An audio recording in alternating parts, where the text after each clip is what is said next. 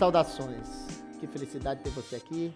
Mais um final de semana para tratarmos temas importantes para a sociedade. Hoje é o programa especial sobre Dia das Mães, Direito de Família, e comigo estará a doutora Vivian Bauer, especialista nessa matéria.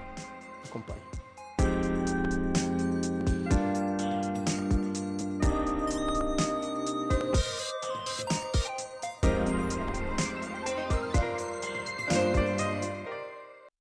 Saudações, em definitivo. Para dialogar esse tema tão importante, esse tema comemorativo, Dia das Mães, eu trouxe comigo a advogada de família, doutora Vivian Bauer. Que satisfação. Satisfação, Ted. Obrigada pelo convite e pelo mês das mães, né? Que eu, no caso, sou mãe com 2 filhas e trabalho com direito das famílias. Vamos falar das meninas. Diga o nome das meninas aí, vamos lá. Um beijo a todas elas. Hoje é o programa comemorativo. Vai lá. Um beijo, minhas filhas amadas. Mamãe ama muito vocês. E agora estamos no mês das mamães, né? Então... É verdade. Hoje, doutora Vivian, eu lhe chamei porque acompanho, sei da sua atuação no direito de família. Por sinal, eu quero mandar um grande abraço para o meu amigo, doutor Werner Bauer, um grande amigo meu.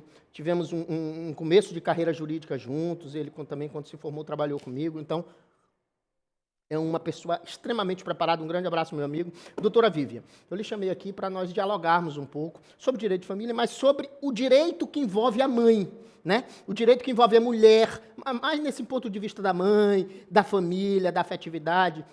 Eu acho que o Dia das Mães tem muito essa coisa da simbologia da família, né? Não é o Dia da Mulher, porque eu sempre trago discussões aqui sobre o Dia da Mulher, direitos da mulher, direito previdenciário, direito trabalhista para a mulher, mas assim, a ideia que a gente propôs a fazer o programa hoje foi discutir essa coisa mais relacionada com a família mesmo, né?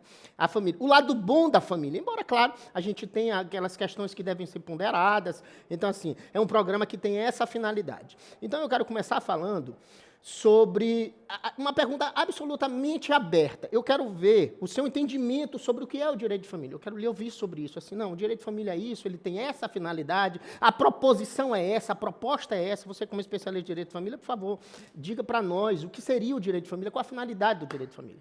Então, o direito de família é a área mais progressista, mais vanguardista do ordenamento jurídico brasileiro. Nós trabalhamos os vínculos afetivos, a gente fala de afetividade e as suas consequências jurídicas. Nós falamos de divórcio, falamos de alimentos, falamos de herança, falamos de pensão, falamos de direitos das mulheres e dos homens também, porque as pessoas tendem a achar que, juridicamente falando, né, que o ordenamento só defende as mulheres, o que não é uma verdade. Nós defendemos as famílias e os seus direitos. Pois eu vou fazer perguntas nesse sentido, assim, também defendendo o direito dos homens. Claro que é a comemoração do Dia das Mães, mas vou ter que dar aquela pincelada, aquela provocada na doutora Vivian. Eu nunca vi, aí eu já claro, dentro da minha ignorância, eu não tenho um convívio direto com a doutora Vivian, mas eu sempre vejo ela defendendo mulheres. Não sei se ela faz essa defesa aí do direito de família, pronto, faz a defesa dos homens também. Mas, doutora, eu quero falar sobre um tema, começar logo falando, um tema que nos foi proposto, que é com relação à guarda. A gente sabe que houve algum tempo, e aí do direito, esse algum tempo, a minha perspectiva do direito, principalmente direito de família, que eu não tenho muita proximidade de área, a minha área é direito constitucional, direito eleitoral. Então, assim, há algum tempo, para mim, eu nem sei mensurar se eu me formei há 20 anos, então mais ou menos algum tempo pode ser um tempo a mais. A questão da mudança com relação à guarda compartilhada, por exemplo. Eu me lembro que quando estava nos bancos da faculdade, quando eu estudava, como militava, orientava pessoas nesse sentido, no começo da minha atuação, o direito de família tinha uma regularidade com relação à guarda. E agora a gente tem uma realidade completamente distinta. Só que muitos divórcios, muitas separações se deram naquela realidade anterior. Então, eu quero saber sobre como acontece a guarda neste momento atual, aí nós estamos falando de 2023, vamos mensurar só o ano, 2023, e como é que se dá aquelas guardas que foram construídas antes de 2023, quando a lei não era aquela da ideia da guarda compartilhada. Por favor, fique à vontade. Ted, algo muito interessante no direito das famílias, por exemplo, no Instituto da Guarda, o Instituto dos Alimentos, é que elas podem ser revistas por ações revisionais. Perfeito. Então, a guarda atualmente tem como regra a guarda compartilhada. Nós atualmente temos a guarda unilateral e a guarda compartilhada. Como regra atualmente, a compartilhada. Mas, Vivian, o que é, afinal, Como é que funciona esse negócio? Como que funciona isso? Então, É vamos bonitinho explicar. falar assim, pra falar assim é bonitinho, mas assim, na prática é um troço cabuloso, porque às vezes as relações dos pais não são as melhores possíveis, e aí é muito difícil, quer dizer, dentro de uma mesma casa, quando as relações são boas. Não é fácil essa ponderação da guarda, vai fazer isso, não quero. Aí não vai fazer, aí cada um teme, e como é que fica quando tá separado? Mais complexo ainda, por favor. Exato, e é por isso que é muito importante explicar o que são as guardas? Porque as pessoas confundem guarda com regime de convivência. E são coisas distintas. Eu, pelo menos, não sei a diferença. Exato, então, e nós vamos explicar.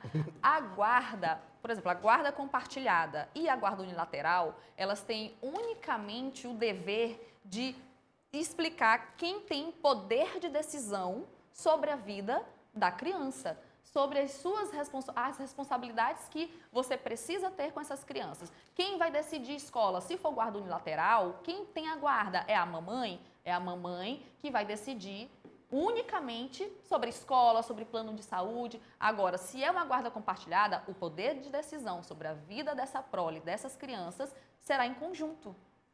Tanto o pai quanto a mãe precisam conjuntamente decidir sobre a vida dessas crianças. Mas espera lá, a gente está falando de guarda compartilhada e eu quer dizer que não é morando ora na casa do papai e ora na casa da mamãe? Não. Isso se chama regime de convivência. Como a mamãe e como o papai vão conviver com essa criança. É por isso, Ted, que na justiça eles deferem a guarda unilateral ou guarda compartilhada, o regime de convivência, que é como vai funcionar isso, e normalmente na lei, ele diz que precisa fixar uma residência base para essa criança, onde esta criança vai morar, porque ela precisa ter uma referência de lar. Normalmente, que não é lei, a criança mora na casa da mamãe, mas não significa que não possa morar na casa do pai. Isso pode ser de comum acordo entre o agora ex-casal ou definido durante uma audiência, na sentença. Então, essa é a guarda unilateral, papai, somente o papai, somente a mamãe, poder de decisão e de responsabilidades da vida dessa criança. Responsabilidade todos sempre terão, mas a definição sobre as questões de responsabilidade, de escolhas, sobre um esporte que a criança vai fazer, sobre a escola que a criança vai estudar, o plano de saúde que ela vai adquirir, isso tem muito a ver com a guarda. Na prática, eu imagino que os impasses são tamanhos. Como resolver isso não havendo ponderação? A gente vai o tempo todo, nesse caso, vamos trazer um caso específico, a senhora não precisa configurar nomes, claro, é privado, mas assim, eu imagino que a senhora deve ter algum cliente que é o troço, aquele negócio complicadíssimo a relação. E aí até entendemos agora que há uma residência base. Beleza, eu acho que aí já está superado, né? Então, vamos lá, para o telespectador entender. Guarda compartilhada não tem a ver com essa referência da residência, né? Onde a residência padrão. Então, beleza. Que é uma coisa que eu acho, doutora, quando veio a lei, a própria mídia trouxe uma informação mais ou menos equivocada, assim, claro, também por desconhecimento técnico da coisa, e a gente mesmo do direito também não conhece a profundidade dessa questão, imaginava que tinha que ser aquela coisa da divisão, porque aí tu já vê logo aquelas entrevistas onde a criança de manhã está na casa de um, de tarde está na casa de outro, aquela ideia equivocada de que tinha que estar em duas casas o tempo todo. Então, você já traz uma informação para nós, que normalmente o ideal é que haja uma referência, que esse é o padrão, né? Haver uma referência. Agora, a guarda tem mais a ver com as decisões. E aí é que está o grande problema, porque decidir é muito complexo. Porque quando mora-se junto e há aquela harmonia do casal, é complicado decidir. E olha lá, porque não significa que você more junto, que você consiga decidir conjuntamente. Mas aí não dá nem para ir na justiça pedir auxílio, né? Quando tu tá junto, o casal tá vivendo... Aí é uma terapia. Aí é terapia, perfeito. Agora, quando tá separado e tá em regime de guarda, no impasse, por exemplo, imaginemos, vou viajar para algum lugar. Vou fazer um exemplo simbólico. Rio de Janeiro, por exemplo. Eu tenho uma viagem agora no final do ano para o Rio de Janeiro. E eu tenho uma viagem de negócio. Eu preciso ir no Rio de Janeiro. Nem gostaria de ir no Rio de Janeiro esse ano, mas vou ter que ir no Rio de Janeiro. Então, assim, não vou levar meus filhos pequenos. Eu tenho 2 filhos, um de 2 e um de 4 anos. Decidi não levar. Por quê? Porque eu acho o Rio de Janeiro muito perigoso. Eu acho muito complicado. Já fui algumas vezes no Rio de Janeiro, adoro o Rio de Janeiro, mas eu ir com um menino de 2 e 4 anos, não vou. Não vou de jeito nenhum. Então, assim, uma decisão dessa, por exemplo, eu vivo com a minha esposa, não há problema nenhum. Agora, se não fosse assim, no caso específico de casais separados, um tem uma repulsa, assim, um temor, um pavor, por exemplo, ir ao Rio de Janeiro, em determinada situação. E aí, como é que fica esse impasse? Eu vou te trazer um caso específico, por exemplo, que serve tanto para viagem, mas eu vou trazer um caso concreto meu. De escola. Um pai a criança estudou a vida inteira em uma escola. E depois da separação, ele se relacionou novamente com uma outra pessoa, e essa pessoa é coordenadora de uma outra escola. E ele imediatamente quis levar essa criança dele, o filho dele, para a escola, cuja atual mulher, esposa, é coordenadora. E a mãe de jeito nenhum. Mas nem pela atual, até porque ela também já estava com uma nova pessoa. Perfeito. Mas em razão de princípios e valores que ela entendia que a escola da criança já possuía, que ele já tinha uma rotina, que ele já vivenciava e que ele adorava. Então essa mãe bateu o pé, falou, não, eu não quero trocar. Nesse meio tempo que havia essa discordância entre eles, o que foi que o pai fez? Terapia? Foi para terapia? Não teve simplesmente terapia. comprou todos os livros da criança, matriculou a criança. E botou.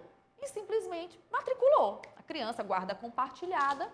E aí só que antes de ele comprar todos os livros, de matricular, ele já vinha, ela percebeu que ele estava quase tomando essa decisão sozinho, ela me procurou. E eu falei, vamos entrar imediatamente na justiça, você vai buscar a justiça, porque quando não há acordo, quando os pais não conseguem convergir em uma decisão na guarda compartilhada, eles precisam buscar o judicial. Então, nós entramos na justiça, buscamos conversar com a juíza, por meio de liminar, concedeu à mãe que ela matriculasse a criança na escola que ela já se encontrava. Isso nessa mudança de ano, né? No mês de janeiro. Rio de Janeiro, sim. Inclusive em recesso judicial. Nós sabemos, né, que a justiça tem os advogados, claro. A justiça tem um recesso do dia 20 de dezembro a 20 de janeiro, mas os pedidos de liminares precisam ser analisados, dada a sua urgência. Então nós entramos. E o pai, sem saber que já existia uma medida liminar, comprou todos os livros, matriculou a criança por decisão única exclusivamente dele. Mas a gente estava não, porque nisso nós estávamos aguardando a decisão. Não já tinha saído a decisão? Não, tinha saído, mas ainda não tinha saído a intimação, a gente ainda não tinha visto que tinha saído a decisão. Eu fui ver 2, 3 dias depois. E o pai, sem a gente saber, enquanto a gente tinha entrado com a ação, ele foi e comprou. E aí ele ficou desesperado. Relação de consumo. Aí ele procura um advogado do consumidor para ter os bens devolvidos, o dinheiro devolvido, não dá? Por ele mesmo, porque ele queria que ela arcasse com metade. Ela, não, porque eu não tomei esta decisão. Você tomou essa decisão sozinho. E não é possível, porque nós temos guarda compartilhada, precisamos decidir conjuntamente. Em caso de divergência, nós temos que buscar a justiça. Eu imagino que essa sua cliente, esse seu casal será o primeiro de muitos impasses. Porque assim, quando começa desse jeito, quando acha o caminho das pedras de procurar, e pronto. Aí, eu acho que a terapia é um negócio... Mas ele aprendeu. Ela nunca mais me falou que ele tomou alguma decisão sozinho. Toma a decisão tu mesmo. Ou então ele, tá bom, é isso Ficou mesmo. Ficou unilateral dela agora? Não, seguiu compartilhada, mas ele entendeu por meio do bolso, né? Porque dói muito, bolso dói. Então ele entendeu ali que ele não pode fazer do jeito que ele quer. Agora traz um exemplo assim, o contrário. Em que a mulher... Tem um exemplo contrário? Tenho. Então vamos lá, eu quero ler ouvir. Teve um próprio exemplo de viagem, Tudo bem que hoje é dia das mães, mas também vamos beneficiar os pais também. Tá aí, vou trazer uma. Normalmente isso ocorre mais com mulheres. Sim. Mas quando o pai tem um novo relacionamento e posta foto com isso acontece muito. com os filhos, a primeira pergunta da mãe é: posso proibir o pai de divulgar fotos com a atual e o meu filho? Isso me incomoda, ela não é a mãe dele, a mãe sou eu. Eu falo, infelizmente, não. Por quê? Porque essa criança tem direito de conviver com a realidade do pai, com os novos afetos do pai. Óbvio, Ted, que a gente precisa também ter um bom senso. E eu não falo só do pai, mas também da mãe, com os novos relacionamentos. Porque é uma exposição da criança no sentido de afeto, né? Um dia você está com essa pessoa, no dia seguinte você não está mais, a criança está gostando da pessoa, no dia seguinte já não é mais aquilo. Gerar a confusão na cabeça da criança do que é sólido e do que não é. Sabe aquela história de referência de lar? Que a lei diz que a criança precisa ter uma residência fixa, é justamente porque a criança precisa de rotina, criança precisa ter referências. Então, imagina um pai ou uma mãe que em um mês apresenta uma pessoa, no outro mês uma outra pessoa, até uma ausência de respeito no lado afetivo com aquela criança. Então, por um lado, eu entendo a mãe quando não é ciúme, mas quando passa para essa questão realmente de desrespeito à segurança afetiva que pode passar para aquela criança, eu realmente até mesmo chamo o pai ou a própria mãe e digo, dá uma freada. Essa observação sua é importante, porque isso tem muito mais a ver com a coisa dos princípios mesmo. Vou trazer um exemplo específico, um exemplo meu. E aí, criando a polêmica agora na televisão, eu sou maçom. E os maçons, no geral, eles são muito família. São demais família, os maçons. E então o que acontece? Esse tipo de coisa, normalmente, quando os ambientes, as festas, as reuniões maçônicas, sempre vão as famílias.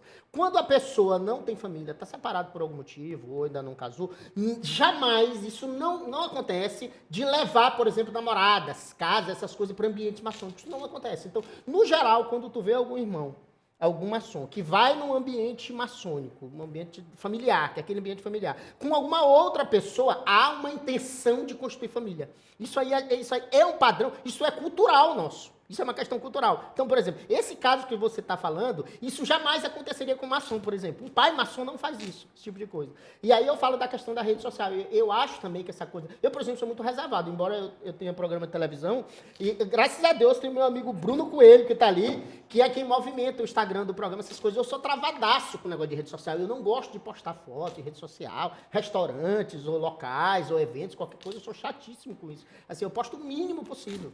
Entendeu? Eu até posto, por exemplo, minhas filhas, mas Pronto. Assim, ninguém nunca viu, por exemplo, eu tive 15 anos de relacionamento, ninguém via. Exposições assim, as né? exposições do meu parceiro, nada nesse chato. sentido, assim, eu nunca fui. Restaurante de vez em quando, aquela coisa que a gente sai, às vezes quer também, poxa, assim, olha, gente, eu tenho vida. A coisa da comida também, né? É a coisa da comida, aí posta a comida. É o instagramável, né? Fala assim, olha, gente, eu tenho vida. Pronto. Nós vamos aí, eu quero pedir para você ficar aqui com a gente, nós vamos fazer um rapidíssimo intervalo, rapidinho. Quantos minutos, Bruno? 1 minuto?